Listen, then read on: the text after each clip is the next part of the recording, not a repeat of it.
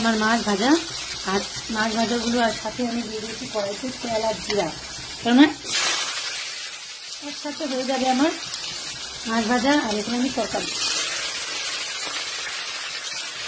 তো কিছুটা মাছ আমি আলু দিয়ে একটা ঝোল করবো, আর অল্প মাছ আমি করব সিদ্ধ, সরষা দিয়ে লঙ্কা দিয়ে সিদ্ধ করবো কই মাছ।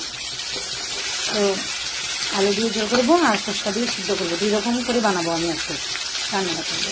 আর এখানে দেখো সব কিছু এনে রেখেছে, আমি এখনো টাইমই পাইনি যেগুলো কিছু ঢুকাবো। কিছু কিছু আমার রেশন শেষ হয়ে গিয়েছিল, তো এগুলো এনেছে।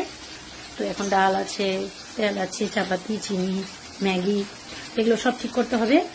আমি পরে করবো, আগে আমি রান্নাটা করে নিই। চলো,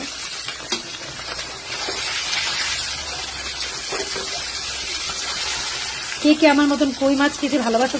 আমি কিন্তু কই মাছ খেতে অনেক ভালোবাসি, তাই আজকে নিয়ে এসেছি, কেটে নিয়ে এসেছি। কেননা আমি কাটতে পারি না, কদিন থেকে আমার খুব কোমরে ব্যস্ত, তার জন্য তো কেটে এনেছে তার জন্য। আর এখানে আমার সব কিছু রেডি চিকেনের জন্য, লেবু কেটে রেখেছি, আমি সব কিছু রেডি করে নিয়েছি। তো চলো, এটা আমার সিদ্ধ করতে হবে সরষা বাটা লঙ্কা বাটা দিয়ে।